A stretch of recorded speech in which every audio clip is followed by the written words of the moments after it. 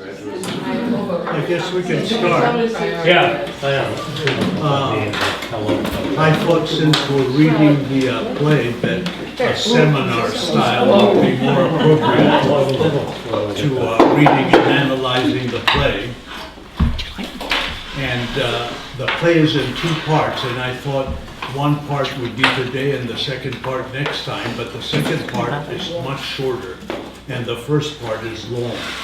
So we probably will stop somewhere in the middle and do the rest next week. Besides, there are kind of preliminary things to say before we really look at the play. I'm not sure. Could we introduce ourselves? Oh, sure thing. We know everybody except. Should I start? I'm Costas. I'm Richard Newman.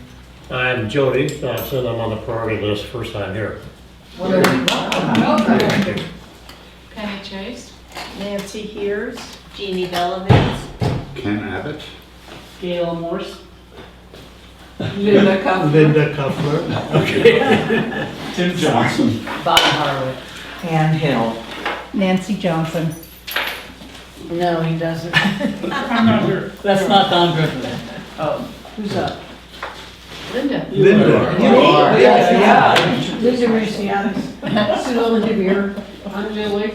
Carol Hollowell. John Mulvihill. Okay. So I noticed that you're holding the Odyssey, so I should explain what we're really discussing, although how it pertains to the Odyssey is this play, which, as I said, is in two parts, which is based on the Odyssey. This play is based only one third of the Odyssey, from books 13 to 21. Actually, it stops at the end of book 21 of Homer. So it takes up only about 37% of the Odyssey. And it is interesting and probably important to see what Homer leaves out and why he leaves it out and what he includes. So as we're going through, I'm going to talk about that, because you can understand the play a lot better if you see what he's trying to do. So let me just start and say just a few preliminary things. Eventually, from this play, Linda and I wrote a script. The play is about 150 pages.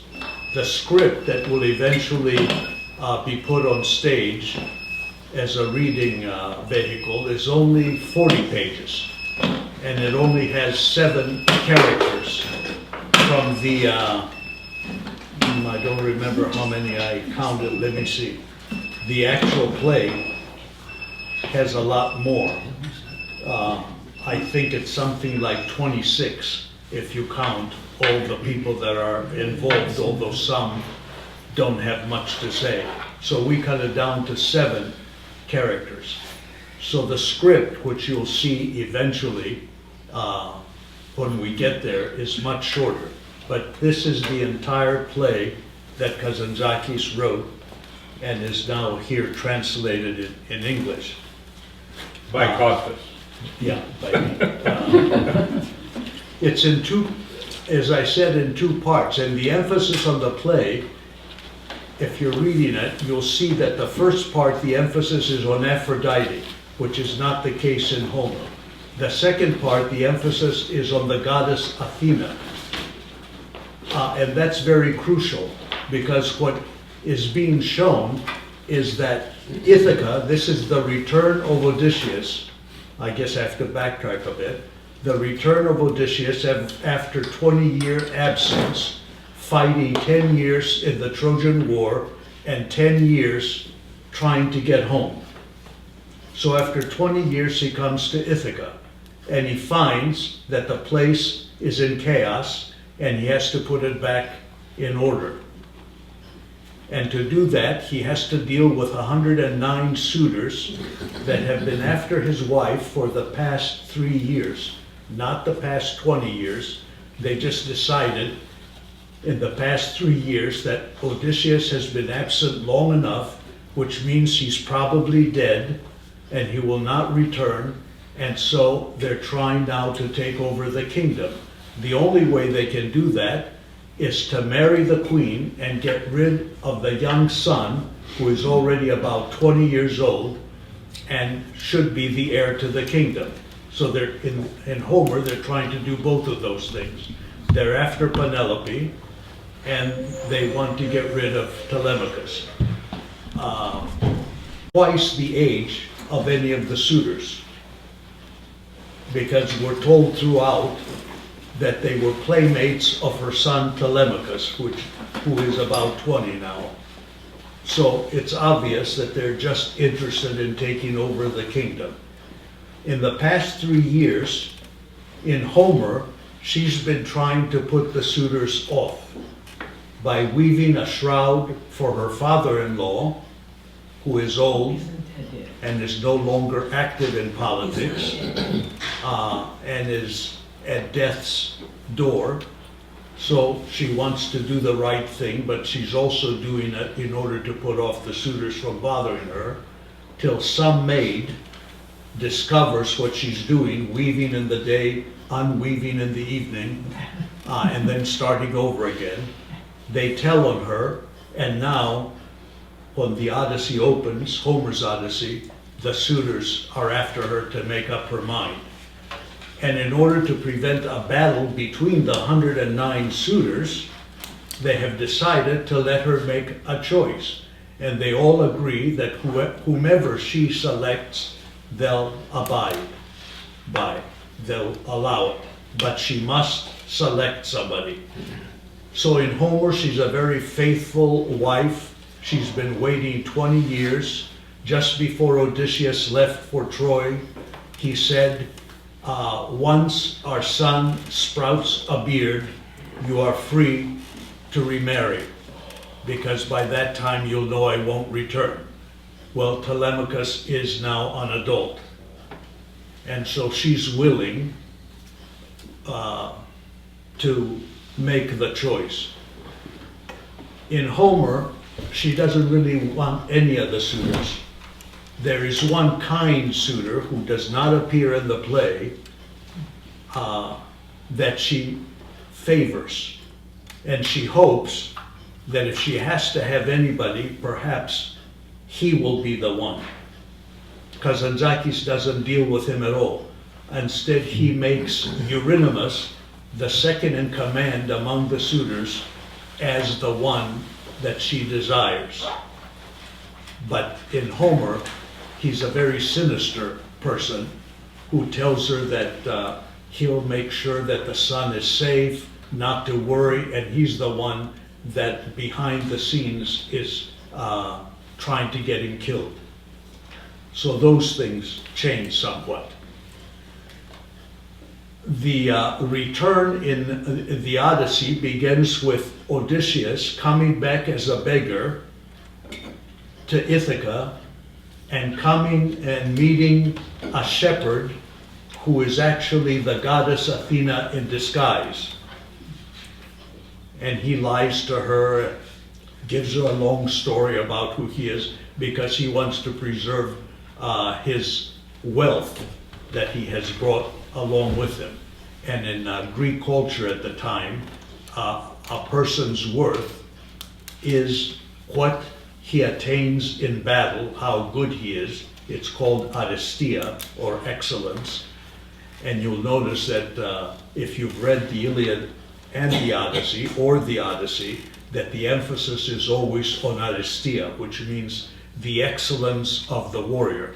And the excellence of the warrior is measured by the feats, the deeds he accomplishes in battle.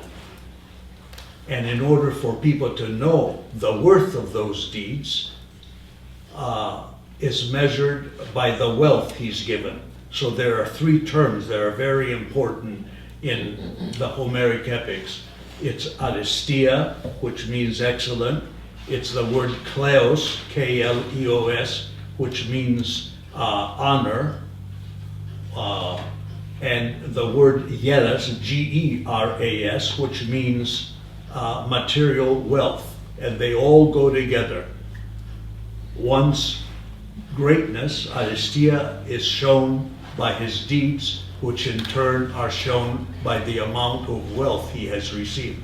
That's why throughout the epic, there's exchange of gifts, always. And you measure one's worth by how good or not so worthy are the deeds. So Odysseus loses everything in his 10 years coming home. He comes home naked, and he's almost at the point of dying till he's rescued by a young girl called Nausicaa and taken to her father, who is the king of the area, and they give him hospitality, another key word in the Homeric epics. Hospitality is important because the only way Greece could become an economic power was to be able to move from one place to the other, since it's surrounded by sea on all three sides, and they had to be able to do it without being afraid of being killed, not received. So hospitality became a major gift, a major idea under Zeus. Zeus was called Zeus Xenios, which means Zeus of hospitality. And even today, the hotels are still called Xenia, which means hospitality.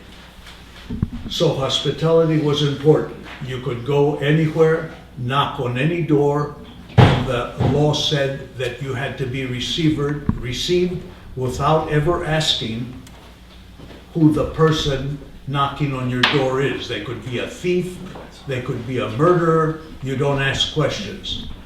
But the guest had also to abide by the law, and the guest could not harm anyone while he was in someone's home. So hospitality was very big. Remember, there are no hotels yet, there are no motels. So the only way they could travel, and they had to travel by ship, by rowboats, and they had to stop in the evening. They couldn't sail at night, so they had to stop at various places. So that became very important. That's why the whole myth in the Iliad and the Odyssey is the abduction of Helen of Troy. If someone can abduct someone so high up on the political scale like Helen, what happens to everyone below that? So they had to find a way of punishing whoever did this, because you're breaking the laws of hospitality at Zeus. That's pretty much what happens with Homer. He's concerned with those things. Kazantzakis is not. He brings the story up to the present time and is more interested in what does it mean to be a warrior, or what is Aristia, and he reinterprets this in various ways. I think I mentioned last time that his word for Aristia becomes Andria, which means manliness. And in English, they always refer to it as the Cretan glance in books, in scholarly books. That the idea of excellence is the kind of man one is, not the deeds that he performs in battle, but what he is as a person, how he behaves. And that's pretty much what you have here. So the two-part play called Odysseus, the play is called Odysseus, not the Odyssey, because Kazantzakis also wrote a work after this play called The Odyssey, where he continues the story of Homer from where Homer leaves off. Here, he takes books 13 to 21 and reinterprets it so that the first part, in order to show chaos for Kazantzakis, becomes Aphrodite, which is sensuality, which is goddess of the senses, who is the goddess of love. So what he's saying, that reason has disappeared while Odysseus is gone, Athena is reason, she's the goddess of wisdom. And Aphrodite has taken over. Sensuality, the senses, the needs of the body. And that's what you see in the first part. And we're told that the flame on the altar of Athena, which was always lit while Odysseus was home, has gone out. And at the very end of the play, you'll notice that the flame miraculously starts up again. So reason is taking over. So the second part, Athena enters the scene. Reason enters the scene. And Odysseus is reason. Although during his trips, he allowed himself to fall into sensuality. That Circe, Calypso, all the affairs he had along the way. And he liked it, but he's also now is telling us that that's not the way. And he's trying to fight against sensuality. And that's what he says in the first part when he first comes in as a beggar and they ask him, who are you? What are you doing? He makes up stories which relate to his adventures, but they're disguised to show that he once too was a man that sought sensuality, but he has learned differently, and he's trying to rise to a different level. And Kazantzakis' philosophy is that a man or a human being has to endure, to put up with everything that fate dishes out for one, fight against the body and its demands, to kind of reach a spiritual state, which is reason. And once you reach spiritual state, then you're free of everything, including God. And another question he tries to answer throughout is, what is God? Not who is God, but what is God? And he fights against this. And he finally, although it doesn't come out in this play as much as in later works in the Odyssey, God for him is nothingness. And if you can get rid of the body and reach a spiritual state, at the end of that you will see that you have come to nothingness, and then you have complete freedom, which is a Nietzschean idea. When he was in school, he wrote a dissertation, a PhD dissertation on Nietzsche. And that was a philosophy that always stayed with him. One of his famous quotes that I quoted last time and this time is, we come from an abyss, we end up in an abyss, and in between we call it life. That's what he's basically saying. So he's trying to bring this out. This was written in 1922, and he decided to write a play on Odysseus after having read a German playwright, Gerhard Hauptmann, who wrote a famous play in 1914 called The Bow of Ulysses, who did pretty much the same thing as he's doing in this play.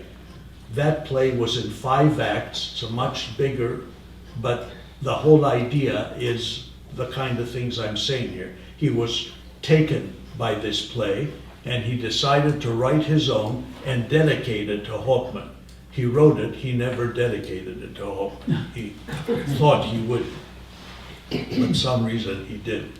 All of these things are in his letters. He left copious letters to his first wife. He was married twice. And as he was doing these things, he would write to his wife, who was never with him. Neither wife was with him. He was married twice, but had very little to do with either of them. And he never stayed in Greece. He was born in Crete. He left for Germany.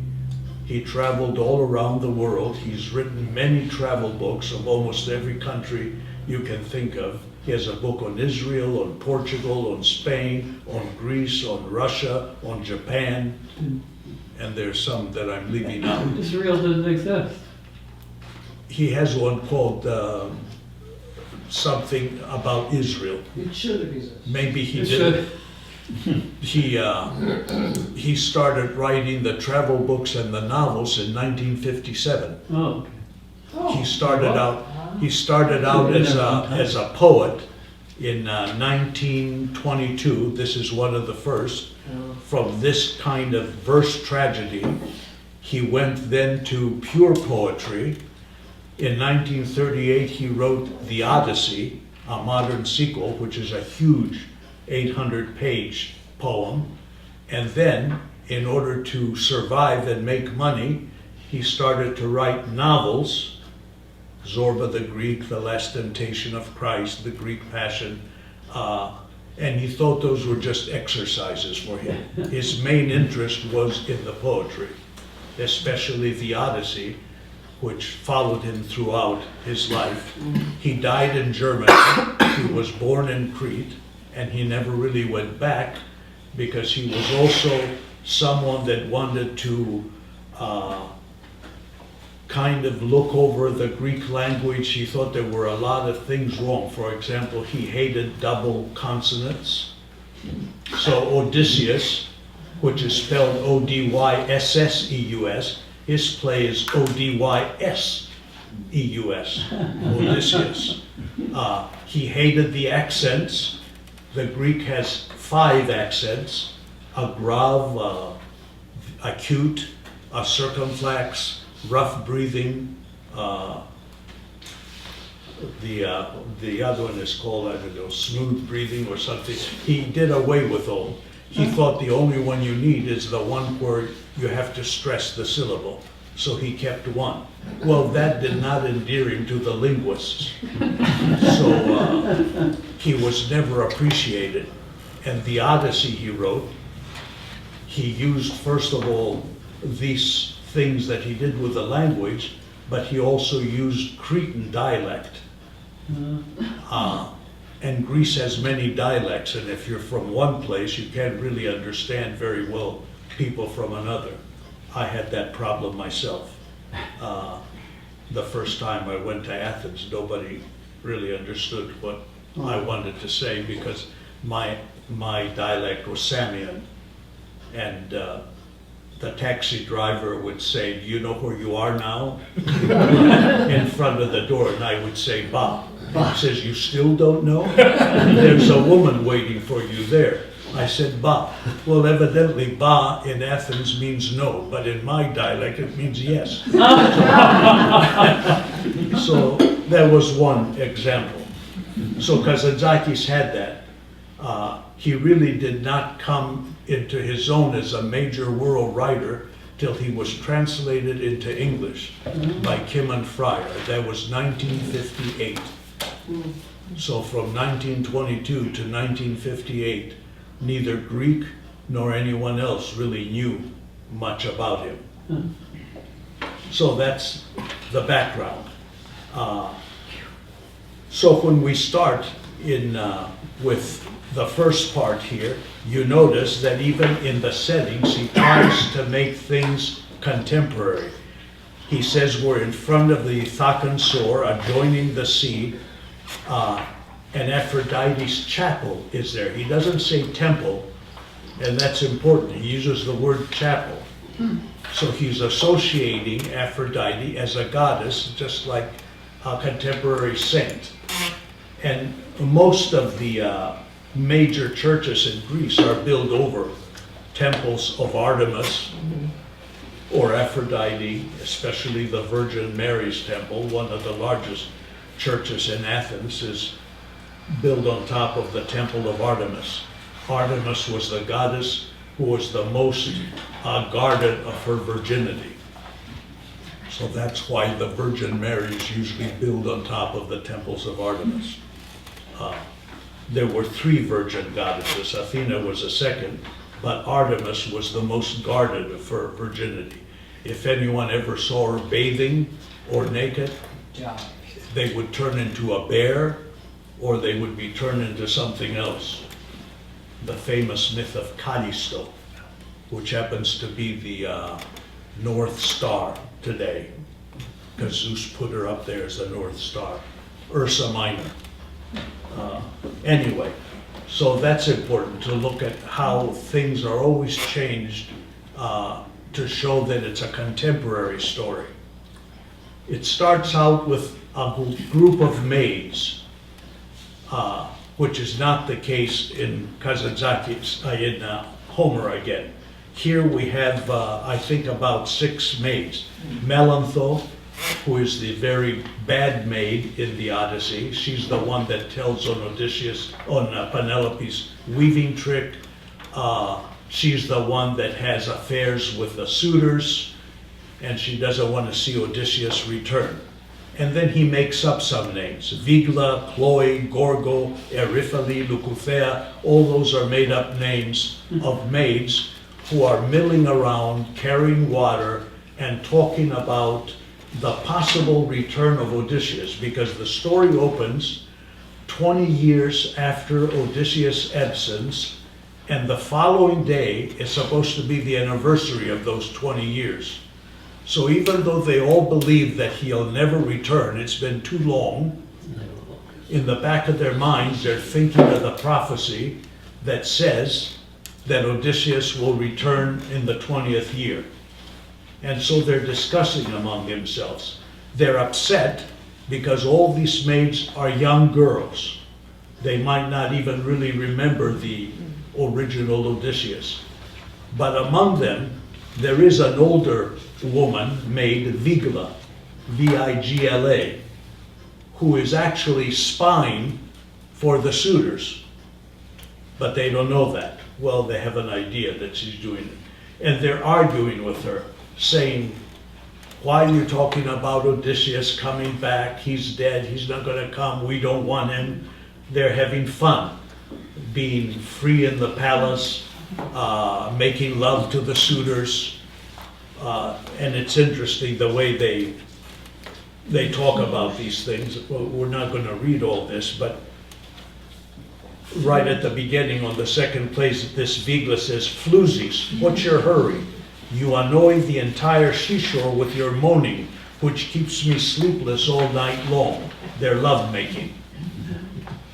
And another of the maids says, just because your wilted body and your once firm but now sagging breasts can't find a man to harvest your dried up bosom, you enjoyed your youth lying atop goat-footed Pan's woolly, frizzy hair belly, as the caves about reverberated with your wild, erotic screams. Now we're the ones ripe for picking. It's our turn to frolic with men. So you see the argument, and it's all sensuality. It's all brings to mind Aphrodite, who is pushing for this kind of thing in order to take over from Athena, who is reason, and that's why Athena's temple fire is out. Aphrodite is in control. Sensuality is in control. And that's what's going as the play opens. Odysseus should appear now in the 20th year. In Homer, at the beginning, Odysseus appears and he meets Athena in disguise. And she turns him into a beggar, and she makes sure that his wealth is in a safe place in a cave, and then she tells him to go to his swineherd's hut. He is the most honest of the 3 shepherds. There are 3 shepherds in the Odyssey. One is a swineherd, that's Eumaeus. One is a goat herd, that's Philotios. He's also a good one. And one is the goat herd is not he's the cow herd. He is after the cows. The goat herd, Melanthios, is the bad one. He's on the side of the suitors. And these shepherds, their job is to provide meat for the suitors, which of course is exhausting Odysseus' wealth. Everything has to do with wealth. So that's how that opens. And Odysseus goes to Eumaeus, where he stays there for books 13, 14, 15, 16, till his son comes and meets him. And then in book 17, 18, 19, the beggar goes to the palace to size up the suitors in disguise. And then in 20, 21, 22, 23, 24, he gets rid of the suitors and puts his house in order, and the epic ends. Not so here. Everything changes. The recognition changes, which is significant. Why are recognitions different? That means at what point does Telemachus recognize his father? In the Odyssey, the father is recognized in book 16 in Eumaeus' hut. At the beginning of the Odyssey, Telemachus the son is away. He has gone to overseas, not overseas, in other parts of Greece to find out if his father might return or might be dead. And he tries to go to those warriors who fought with him in Troy and did return alive. 2 of them did return. Menelaus, the husband of Helen, and Nestor, the wise king of another section. They came back safe and sound. So Telemachus thinks that by going to these people and asking questions, they can tell him something about his father. He goes to Nestor first. Nestor says, I haven't heard a thing, but you should visit Menelaus, who recently came back from Troy. He had problems getting back too. It took him 7 years to get back. It took Odysseus the 10 years to come back. But he's back, and he should know something probably. So Telemachus goes to Menelaus. There he meets Helen for the first time. And they host him, they're very nice to him, they tell him what they know about him, and they do know a few things about him. And it's time, he's been away a month, and it's time to come back. So when Odysseus comes to Ithaca, Athena says, now you go to Eumaeus' hut, and I will go retrieve your son and tell him it's time to come home. And since the son is also being sought after by the suitors, Athena says, don't go to your palace because they'll be waiting for you to kill you. Go straight to Eumaeus' hut. She has in mind she's going to get the father and son together so they will meet and they can strategize together. So that's where they meet. And at some point during that meeting, when Eumaeus goes out to feed his pigs, Athena all of a sudden changes Odysseus back to his original form. Telemachus is surprised. He thinks a god has metamorphosed before him. And he says, I'm your father. And finally convinces the son to recognize him. And together then they strategize what they're going to do to get rid of the 109 suitors. That doesn't happen in this play. In this play, you'll notice Odysseus keeps from telling his son who he is because you say, if you're not old enough to realize the son in the father, to realize whose son you are, my telling you isn't going to do anything. And at some point in the play, the son says, I've had enough of this nonsense. I'm going home and I'm going to take care of the suitors. And it's at that point that Odysseus says, son, because he finally sees that his son has reached the age where he recognizes his responsibilities and doesn't need actually to know who the father is. So it changes that way throughout. That happens in the second part, where reason comes about. In the first part, we just have Odysseus talking with the maids who don't want him around, the young ones. The older ones do. There are 2 older maids, Euryclea, who used to be the woman that brought up Odysseus as a baby, and Eurynome, who was the maid that was there from the beginning. And Eurynome is actually Athena in disguise. So at the moment that the maids leave the scene, she shows herself to Odysseus, and he recognizes her, and along with reason then, eventually they'll take care of what's coming. So that's pretty much the way thing is. In Homer, Book 13, the emphasis is always on family and putting things in order. So when Odysseus leaves for Ithaca, it's always hospitality, prayer, and family. That's what they emphasize throughout. Okay, so let me go through here. Ask questions if you've read it, and if, as I'm going, because we can't look at everything. I have a question. Oh, okay. Oh, no. Oh, yeah. No, I'm just surprised that, having read the play, okay. So I'm waiting for a revelation of his identity, of Odysseus' identity, and instead I'm getting a test Yeah. of Telemachus's knowledge, understanding, manhood, etc. So is that what Kazantzakis is after? Focusing on the next generation and the readiness, because that's a form of war, more or less. Yeah, I think in part one, Odysseus is always sarcastic and ironic.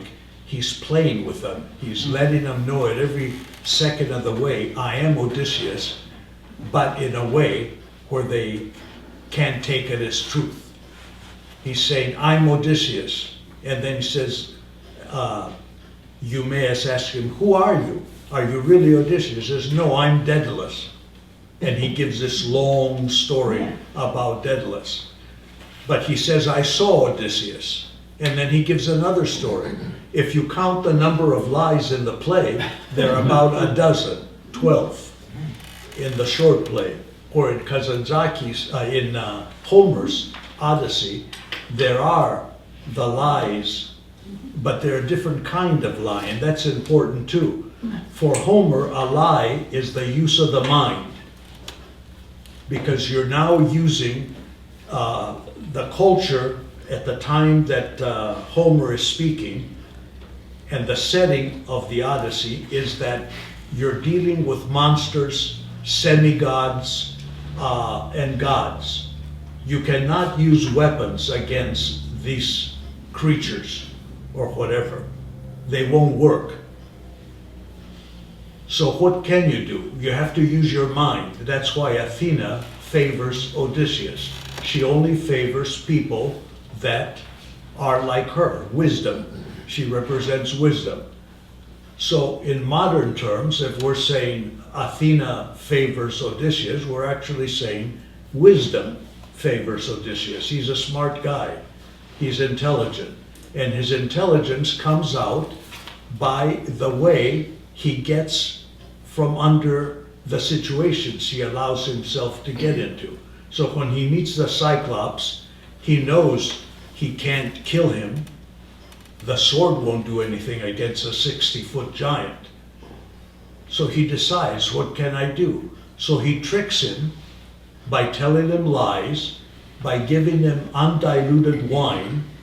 In Homeric times, the thing was that the wine had to be diluted with, I think it's 6 measures of water to 1 measure of wine, because it was very powerful. And when Odysseus comes to the cave of the Cyclops, he has bags of wine that he thought before going, I better be prepared for something unusual, that he was given as a present by a previous adventure. And so he tells the Cyclops, before you eat us, let me give you something that's Greek, some wine. And he drinks it and he likes it. He says, more. That's what Odysseus wants to hear. So he gets him drunk. And before that, he's giving him a lie of who he is. He makes up a story. So when he's asleep, drunk, he has his crew, the 12 men with him, take a stake, put it in the fire, and put out the giant's single eye. So now he can't see him. But they can't get out of the cave because there's a boulder that's so heavy that only the Cyclops can move. So what he decides then, using his mind, is to tie his companions that haven't been eaten. Half of them were eaten already, so he's left with 6. He has them tied under the belly of the sheep that the Cyclops has in his cave. And when the cave is open to let him out, the giant sits at the entrance touching his sheep, but he doesn't touch underneath where the companions are. And Odysseus himself just takes hold of the largest ram, the biggest one, and holds on to its wool under his belly, and he gets out free. So you see, it's constantly, the emphasis is on mind. And you see that in every case, with Circe, with Calypso, with the other giants, the Lastrygonians, with the Lotus Eaters. All those adventures have to do with what is he going to do to get out from that particular situation. So a lie for Homer is equated to the mind. But once you come to present time, or you come after Homer, let's say the 6th century, during the tragedies, where you're dealing with other human beings, that trickery is translated as negative. It's a lie. Because you're dealing with people then, all people. You've done away with monsters and all. But early on, lies are the mind. And so Kazantzakis, being in present time, has many lies, but he's being ironic, he's being sarcastic.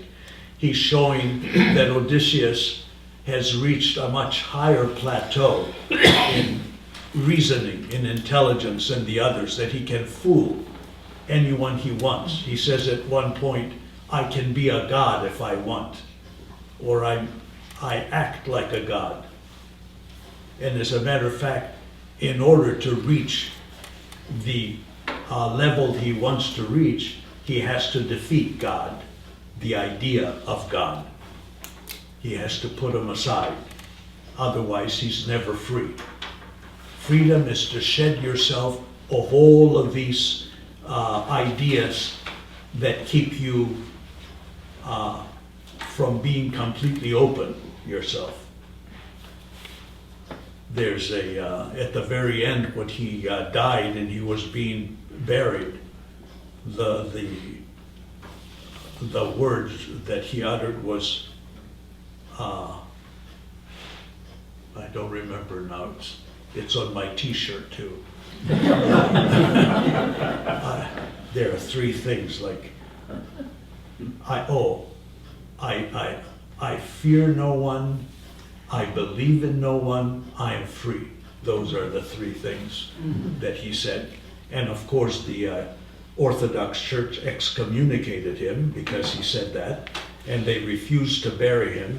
And the story goes that some shepherd from Crete came to the main city of Heraklion and lifted his body himself and placed it in the grave. So he didn't want anything to do with religion or anything else. Although he started out, the play that he wrote immediately following Odysseus is Christ, which was a few years later, because he saw Christ as a rebel who was trying to do the same kind of thing in a different way. So, well, getting back to the play. So we have Vigla then arguing against all these maids. On page 55 she says, "Heaven protect me, deliver me from these blockheads who jeer at me. But my cries fall on deaf ears. You laugh now, you floozies, but not one of you will escape when he's on the island. I know the cunning rogue he is. He's patient, evasive, and suddenly at the right moment, when you least expect it, he's on top of you. Then, Let earth part and swallow me, and you're free from care. Merciless will be the slaughter on your heads. If you run away, he'll still catch you, and lynch one after another in the courtyard. Your delicate little hands won't even have time to touch his knees in supplication. And there are all kinds of little things that he gets from Homer that if you haven't read Homer, it doesn't make as much sense when it says touching your knees in supplication. In Homer, the greeting of someone who might be a god, because you don't know when you come across a stranger whether it's a god or a person. What you have to do is put your left hand behind a person's knees and your right hand under the chin. That's the supplication, that's the greeting. The idea there is, if it's a god, a male god, they usually have a beard. You give it a little yank, because if Zeus bows, it's yes, and he cannot deny you that. So if you say, will you help me get home? Oh, yes, he has to do it. The problem is, Odysseus meets young women like Nausicaa. So when he comes to that adventure, he's thinking, again the mind, what if she happens to be a human being and I touch her knees and I'm naked? She's going to think rape. So that's a very famous passage in Book 6 of the Odyssey, where he has to consider, how do I approach this person now? He's been traveling for 10 years. He hasn't seen a human being for all that time. He comes across this beautiful girl, which could be a naiad, semi-goddess, a human being, and she's standing firm. Everybody has run away, but she stands before him. So he thinks she could be a goddess, but I can't approach her as a goddess because she could be a human being. And it's a whole passage that goes through that you listen to his mind, trying to decide what to do. So finally he says, I think I'm going to have to use language. Now, what would a young girl want to hear more than anything else? And he begins, I hope that whoever marries you is this and that. Marriage is important. I hope that your mother and father love you for your beauty. If you are a god, pardon me for not touching you, but I'm mesmerized by your beauty. I can't move to touch you. You know, all kinds of lies that he comes up with. But it works, because by the end of the passage, this 16-year-old girl wants to marry him. And that's what happens throughout. So, Can I interrupt? but you? not, yes, It seems like his lies are to get what he wants, always. always. Yeah. And he manufactures them, but Yeah. he realizes what the possible outcomes of a That's right. certain situation would be. And that's why what you just said is important, because I mentioned this last time, in books 9 to 12 in the Odyssey are the adventures that he tells to the king. The king asked him, who are you? So he tells him, and that's how we know about the Cyclops. But it's the first time that Homer is using direct speech. Everything that is being said is through Odysseus' mouth, whereas the other part of the story, Homer narrates. So if we know Odysseus is a liar, that he uses lies, as you say, to get what he wants, why isn't he lying to this king who he expects to send him home? And not only send him home, remember, he's lost all of his wealth at this point. And by the end of his stay at Phaeacia, the kingdom of Elchinus, the name of the king, he is given 3 times as much wealth as he would have had he not lost what he won in Troy over a 10-year period. And all they did during those 10 years is raid villages, take slaves, accumulate wealth. So when the war is over, they can show something for themselves. He lost all of that. But Elchinus gives him 3 times that. Why? Well, he convinces him. So why isn't the Cyclops a lie or an embellishment? Doesn't have to be a complete lie, but he makes himself out as the hero. I did this, I did all. I took my companions and set them free from the lotus eaters. So he does embellish. And that's what makes the Odyssey interesting, because you have this direct speech. And you have to consider this. Who is the character saying this, and would this character say it in this way? But you don't have it here. Here, Kazantzakis emphasizes, as I said, irony most of the time, and the lies he tells also are interesting. When he says, I am Daedalus, which doesn't happen in Homer.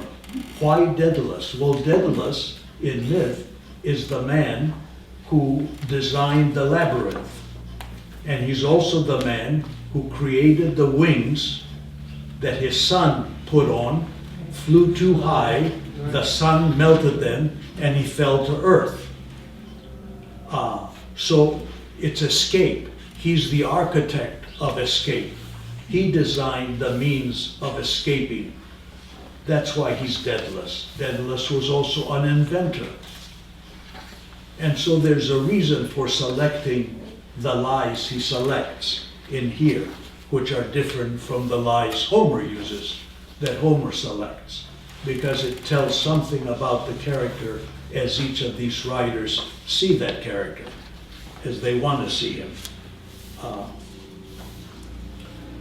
So once Bigla just said what I read on page 55, Melantho, the bad maid, the young maid, says, I pray to you, Mistress Aphrodite of the unbridled sea, deny his homecoming, grasp both father and son by their feet, and smash their heads upon the rocks.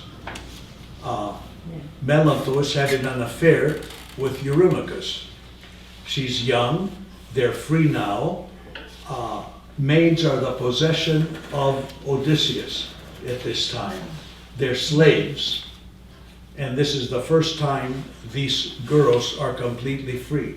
That's why when Odysseus returns in the Odyssey, he asks the older maid that he knows well, who has been faithful. And Euryclea says, every of the 50 maids, only 10 were not faithful, she says. And those are the 10 that Odysseus says, kill them. But Telemachus, the son, once he's given the responsibility, says, no, that's not good enough. I'm going to hang him. And they hang him.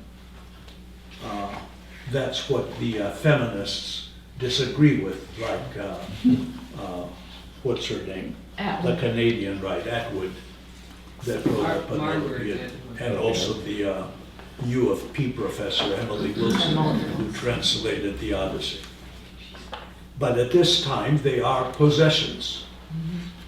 And they went against their duties, and that's why here, these girls, there's another one called Lefkothea, sisters, keep quiet, don't shout. She's making her way through the olive grove. She's referring to Penelope. Now they're talking among themselves, complaining about Odysseus, who might come because the prophecy says so, although nobody believes it. And all of a sudden, Penelope appears. And what's Penelope doing? Our anxious queen has reached the shore holding a basket of palms for the sea-born goddess. She wants to appease Aphrodite, and she's bringing something to the temple. In this case, she's bringing palms, and she's bringing white pigeons for your altar again, lady love, lest you complain. But you, lady, in rage, pound on her bedposts, hungry for a man to satisfy your passion. So it's Aphrodite that's pushing all this. But it's interesting here also, because when Penelope tells us about her dream, it's in her voice that we hear her dream. She says Aphrodite visits me each evening. She complains. She wants me to make up my mind. Well, is Aphrodite visit her every evening, or is it her desire that she's expressing? And again, you have this dichotomy here by putting the words in her mouth. Aphrodite told me at night, such and such. And that confuses the situation. When Penelope does come on the scene on page 57, for the first time, this is the first time we hear her, she says, "Mistress of the beguiling smile, with hands clasped upon your ample holy bosom, you appeared in my dreams last night and frightened me, lady. Your sacred eyebrows moved waveringly, tossing my bed sheets aside, and your cry made my bed quiver. You sleep," now this is a quotation that Penelope is saying Aphrodite said to her. So Aphrodite is speaking through her. "You sleep alone and scorn the alluring gifts of Aphrodite that soothe even the beasts of burden. Rise, you're destined to quickly welcome to your bed a virile male body of your choice, and together take pleasure in my all-consuming lust that veils the earth, and like newlyweds seek my blessing." And Penelope responds in her dream, "Lady," I screamed, "I fear your anger, and at night from deep within me secret voices emerge to cloud my reason, which till now like a guiding light channeled my words and actions. I sense your hands on me, and your command takes hold and controls my mind and being. What freedom can I enjoy in God's fathomless design but to minister to you? You draw near with your scheming smile, sweetly assail my body and declare." And again she quotes Aphrodite, who says to her, "Through my voice, fate dictates that you remove Odysseus's heavy bow, that indomitable weapon inactive upon the column, and the suitors whose strength instantly bends that formidable weapon and casts an arrow through 12 axe heads, willing or not, you will be his wife." That's interesting because in Homer, he makes sure that this particular passage comes in book 19, where Penelope at some point says, "This beggar that's been hanging around the palace seems to know things. He seems to be smart. I'd like an audience with him." Now, she never had an audience with a beggar before, we're told, because there are many beggars that have come to her claiming they've seen her husband. And she's tired of feeding them and getting all these lies. But for some reason, she thinks this guy seems to be different. So she asks for an audience. And Odysseus calls back or tells the messenger, "Tell her that it's not a good idea for me to see her in the open day. I'll see her at night." Well, who is a beggar to tell the queen when he should see her? So that makes an impression. And he does come at night, and they sit together, and then book 19, most of it, about 200 lines, is the interview. And Penelope begins by saying to him, "Please tell me who you are and where you're from." Well, you never ask that question of a stranger. That's not hospitality. You feed them, you take care of them, and if they want to tell you who they are, they will. But you never ask questions. So he says, "My lady, I'd rather not say this." She insists. And not only she insists, she goes on to say, "Tell me what he was wearing if you saw my husband." Because the beggar says, "I saw your husband 20 years ago when he was first going to Troy. He came by Crete. He always, in his lies in Homer, makes himself somebody from Crete because it's the longest distance from Ithaca. his home, figuring that they can't catch him on the lie. Who would know somebody from Crete, which is across the world as far as they were concerned. So he's always from the farthest point from where he was brought up. And she says, well, do you remember anything? After he answers, how can anybody remember what somebody was wearing 20 years ago when I just met him for a few days? And then he begins precisely telling her what he was wearing. The color of the cloth, the thing, even a brooch that he had on his neck, which had on it a picture of a dog chasing a deer. That precise. So how could a stranger remember 20 years ago? And you figure these are signs. He's saying to her, look, who else would remember it but your own husband? If you're clever enough, you'll know who I am. But she's never alone, even though she's interviewing, and we're told that many times. There are always two maids accompanying her, so they can't give themselves away. So it's by the end of that conversation that Penelope says, you know, I think I'm going to call for a contest of your bow. And whoever bends it and shoots an arrow through 12 X heads, I'm going to select that person as my husband. And the beggar says, do it, lady, don't delay.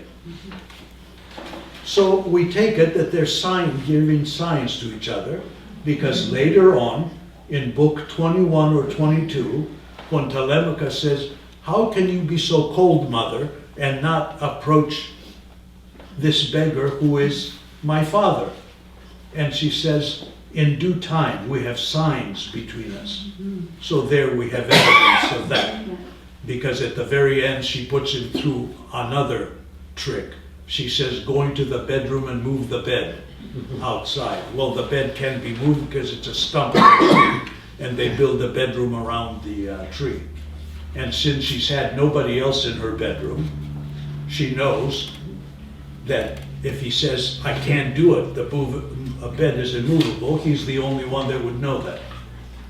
But then people say, well, why does she do that when she already knew him in book 19?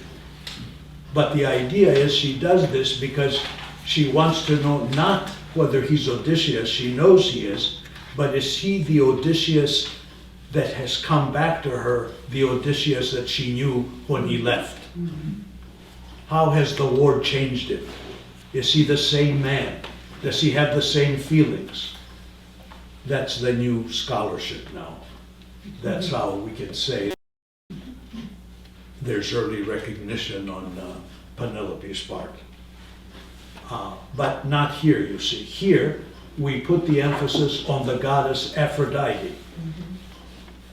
Because this extends to Kazantzakis' philosophy, which says that we're constantly fighting between the Apollonian and the Dionysian theory, whatever you want to call it. Our Apollonian is Apollo, who is the god of the sun, the god of reason, who is also Athena, reason.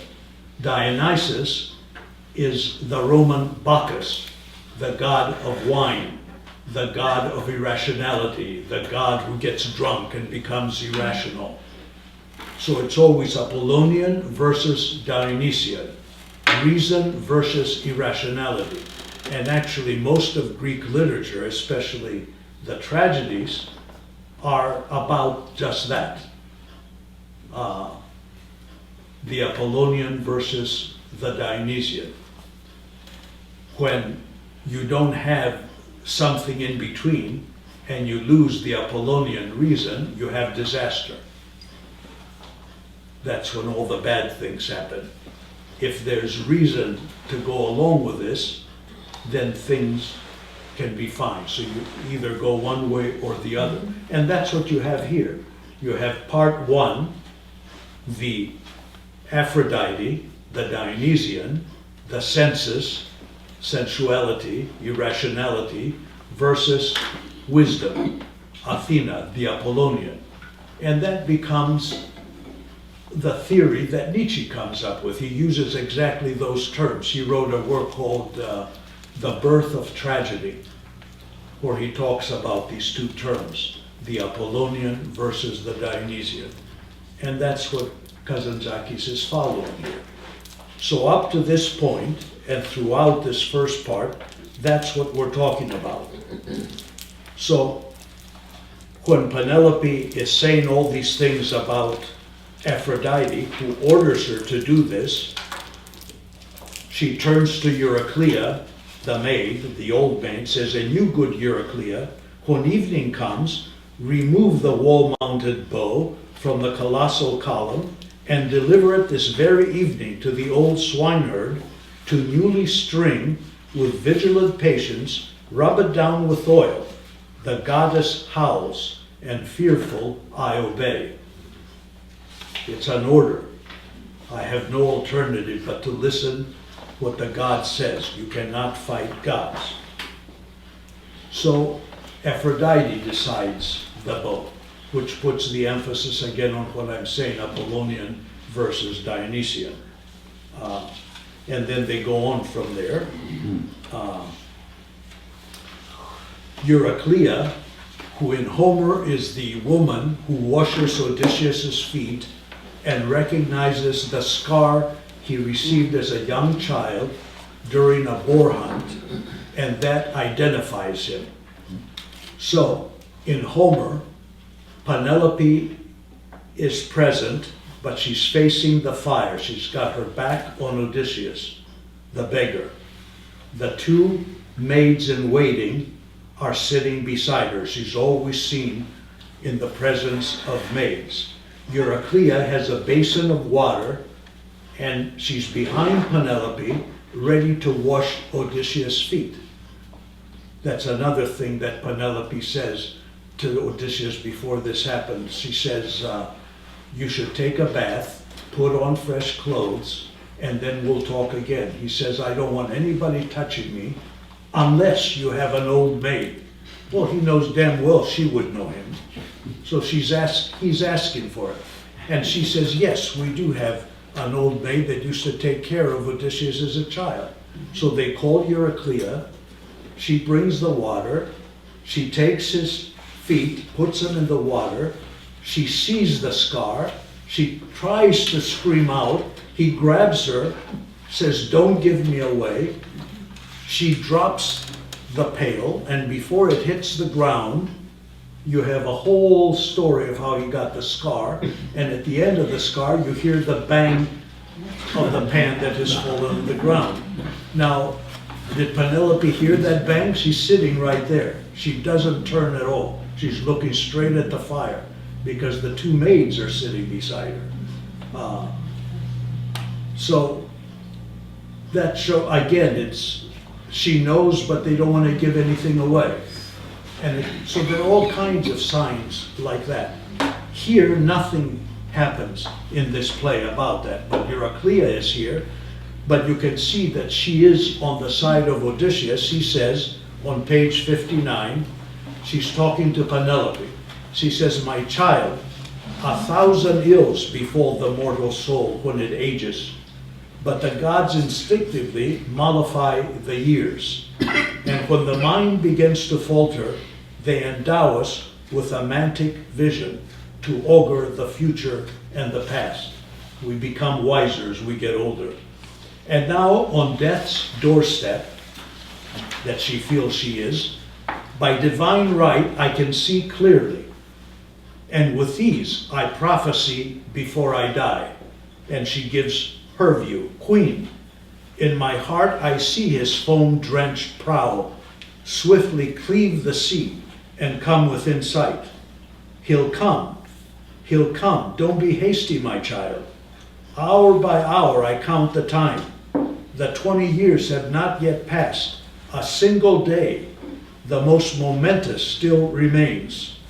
God's promised pledge cannot be cracked, for gods are immortal, and patience is a stately gift. She's telling her, just be patient. don't listen to Aphrodite. Actually, you're not listening to Aphrodite. You're listening to your voice. You're listening to what you want to do. Penelope says, the 20 years are gone, good woman, and he sojourns only in our minds. My son, flailed by waves, is at risk in search of his world-renowned father. I sense it in my heart, direct from immortal, godly mouths, which never lie. Odysseus is dead. Euryclea, he only died in your heart, my lady. So here you begin to see that Penelope is anxious finally to find somebody, and she has good support here with Aphrodite. Because when she prays later to Aphrodite, she says, I have a favor to ask of you at the very end. And she says, put in a good word for me so that when I have to select, let Eurymachus win the contest. She wants that particular suitor to win. So that's another idea there about that.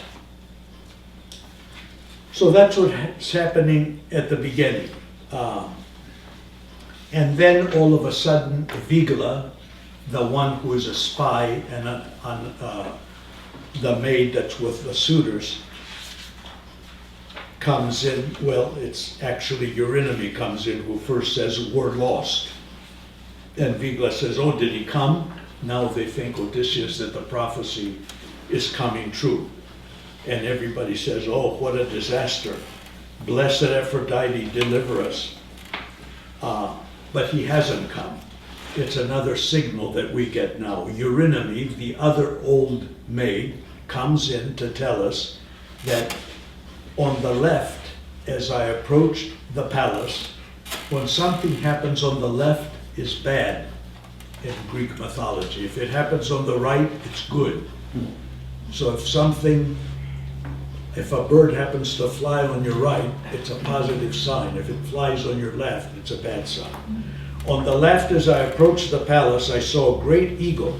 The eagle is associated with Zeus. Spread colossal beating wing, shrieking, and dropping like death upon our courtyard.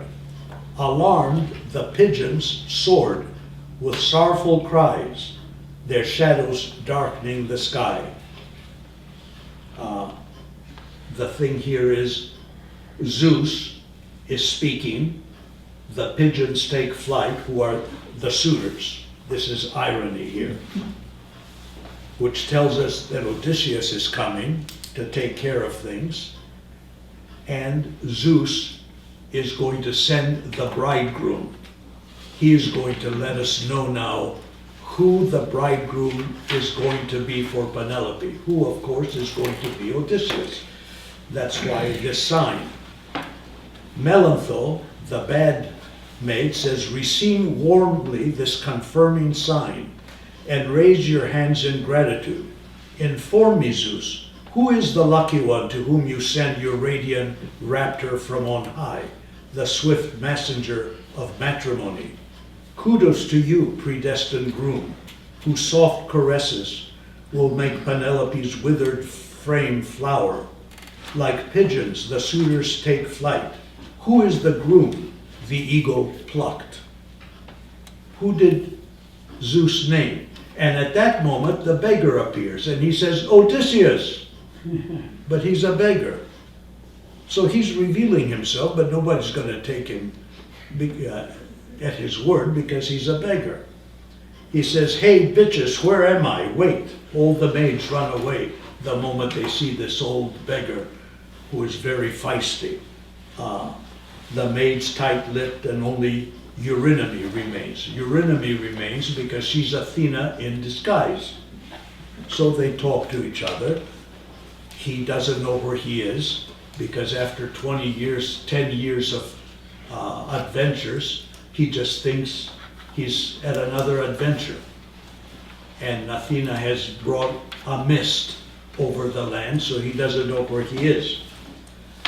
And he's telling us, his first words out of his mouth is, you try my patience, you fiends, and whatever logical thoughts remain, I misplace. You confound my mind with illusions and nurture my heart's hunger with flights of fancy. Once again the sirens spring before me on my journey, poised erect, chanting in the wind, and their voracious voices balance my soul between a yes and a no. The yes and a no is, how should he act? Should he act or not? Where is he? Is he someplace where it's friendly, or is he merely at another adventure? And he says, rise, Odysseus, bend your agile mind like a bow, and rend the mist. Do I reason like a mortal? In my breast I embraced a god as I cast about. Yet I battled the Stygian waves, and clinging to the waterlogged tiller, I conquered death again.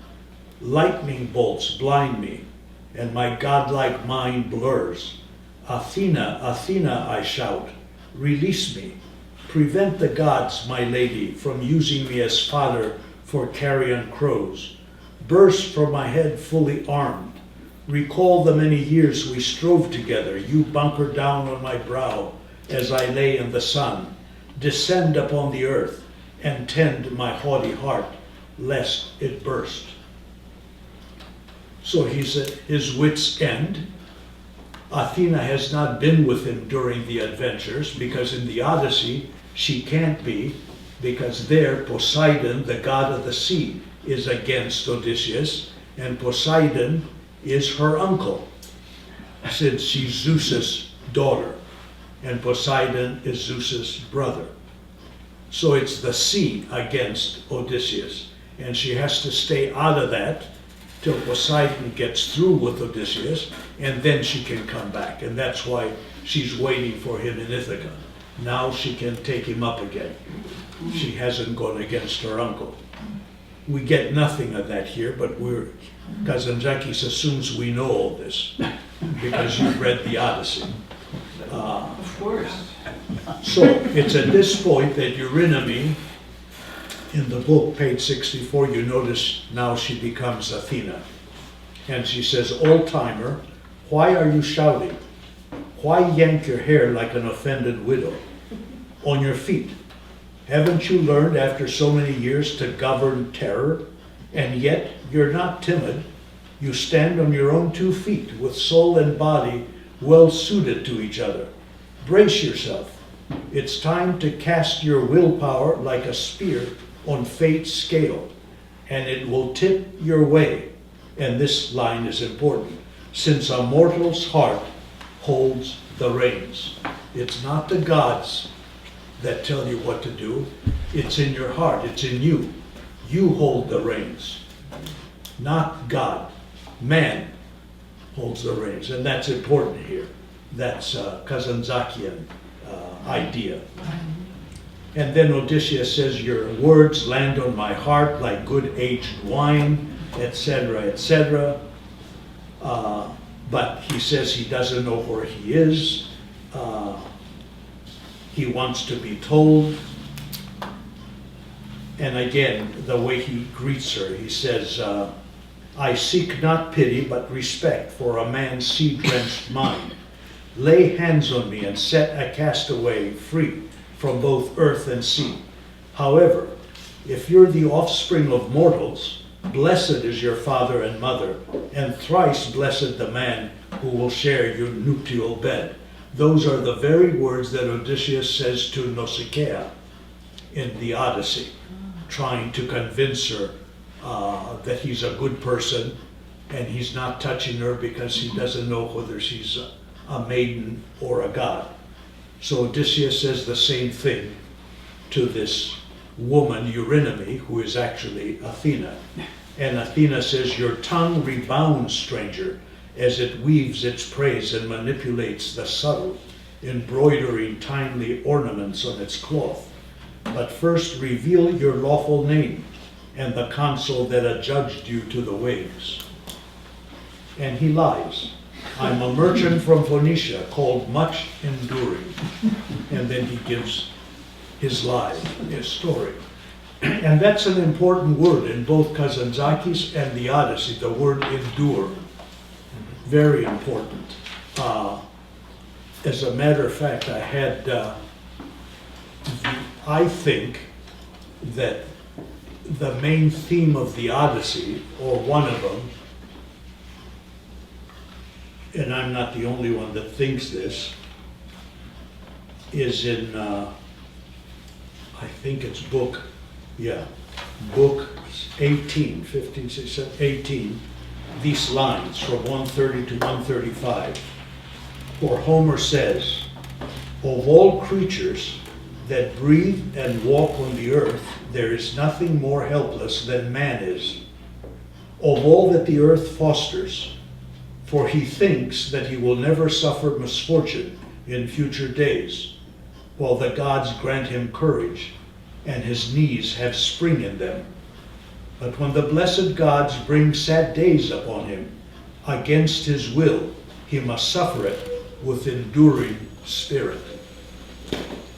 And you have that, I think, maybe 45 to 50 times, the word enduring. You must endure whatever fate has in store for you. And that's what's being said here. I'm called much enduring. And then he goes on for a page and a half to give us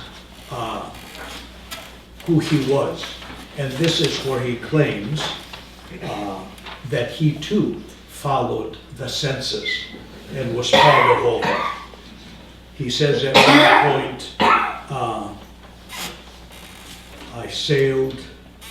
I sailed swift ship, I sailed the azure seas of Greece, dealing in fancy fragrances, multi-breasted goddesses, coarse demons, and translucent magnets, and even spiders. On crouching slave women such trinkets came across as a sky full of stars, which even Athena would proclaim, whose hands dare vie my immortal ones? Wondrous relics I sold to women, holy poisonous herbs that confer double youth to those late in life, and cryptic pleasures to dames and old maids to beguile passers-by while seated on their stoops. Also mysterious trifles, secret makeup, curly-haired phalluses, and magic mirrors. I sold everything a woman needs, my lady, to ensnare her man. And every evening, Mother Astarte is another name for Aphrodite in Egyptian mythology. So every evening, Mother Astarte's blessings were upon us night and day, that earthen form replete with weighty breasts that resuscitate life. I worshipped her, prostrate on the seashore, hoping to bring profit to my trade. O young maidens, to repose on an evening upon the warm Phoenician sands at Astarte's vermilion feet during our erotic drunken festivals. One could sweetly coo sighs like a turtle dove, and embraced shout, never again will I return to Greece. He's taken up with sensuality, with Aphrodite. And Athena says, what sweetness trickles from your lips? Like a honeybee sensing an exquisite flower, my soul remains sleepless at your words. She likes that he's this way. He's clever, he's intelligent. She likes the lies. And then he wants to know, where am I? Can you tell me? Pity an old man and make known to me on whose land again the gods have set me, he says. And she does. She dissipates the mist. He recognizes her, which happens in Homer in Book 13. And on 68, he says, Athena. She says, don't be frightened. And then he complains, which is also, he says, you finally got here. Where were you all these 10 years when I needed you? And it goes on this way. Once he sees the land he's at, he can't believe it. He says, this is, my mind takes flight, this barren island, this narrow wasteland, devoid of water and light, utterly beguiles and restrains me. How can my decrepit soul fit within a sparrow's nest? This Ithaca seems too small for me. She tells him, don't beat your head against the rocks, but open wide your eyes with gratitude. Look, I dissipate the mist. There lies your native mountain. And she explains the various signs he should know. And then he believes it, O land of my fathers, etc. And then she tells him, now you have to go straight to Eumaeus. He's the only one you can really trust. And there you can wait for your son, who I'm going to go now to Menelaus in Sparta and tell him it's time to come home. And that's what he does. So I'm skipping here. Then she tells him, and this is important. What page you on? Pardon? What page you on? I'm on 71. At the very bottom, Athena says, take note that troublemakers celebrate your life, merrymaking to the melody of the lyre, which resonates in your halls throughout the day. Odysseus, and which of the gods dares allow it? Athena, Aphrodite. Odysseus, once again she reaches out her soft hands to drown me. Be aware that of all great immortals, I fear none as much, because she fears what man desires most, and it's the hardest thing to do, to put the demands of the body aside in order to reach the level that you must. He has trouble doing that himself. And Athena says, rejoicing the maids ravaged my altar and extinguished its flame from your courtyard. And like a whipped dog in heat, I whimper with faithful Argos at the entrance. But on her altar, a reeking smell ascends slowly to nourish her immoral body. It's interesting here too, with a reference to Argos. Argos is the dog that Odysseus had as a puppy when he left. Now, of course, he's 20 years old. He's been waiting on a heap of dung because he's not being taken care of, a symbol of the chaos in Ithaca and what has become. That's what the dog represents. And when he sees Odysseus in Homer, he wags his tail, stands up, and expires. And Odysseus sheds a tear by turning away so nobody will see him. In contrast, in Kazantzakis, we don't see this happen, but a maid, the bad one, comes and says, you don't know about this old beggar. The dog jumped up to greet him, and he caught him by the throat and strangled him. So that's the kind of person he is. Well, in here, he strangles the dog because he doesn't want to be given away. There's nothing sentimental. He has a mission to accomplish, and that's what's foremost in his mind, and he does it. But the interesting thing on 73, which comes out again, is this yes and no. He says at the bottom from 72, top of 73, don't fret, goddess, for I mean to bury all these freeloaders, and like sacrificial bulls decapitate them before your altar, and snuff out their bawdy songs to silence their harsh sounding lyre. Yet a snake still coils around my soul. Reply, Athena, flash before my eyes what I want to ask, but I cannot say. What should I do? And Athena says 2 options are attainable. Yes or no. Again, this yes or no. Odysseus says, your words are few, but to the point, goddess. Yes or no. That is, act or don't act. Act means get rid of the suitors, kill them. So he understands there. Then he says, and my son, and now they go into the son. Athena says about Telemachus at the bottom of 73, he comes of age and no longer wants to remain in his father's shadow. Oh, am I done? I am. I guess we stop at page 73, and I'll try to finish the rest of it next time, which is impossible.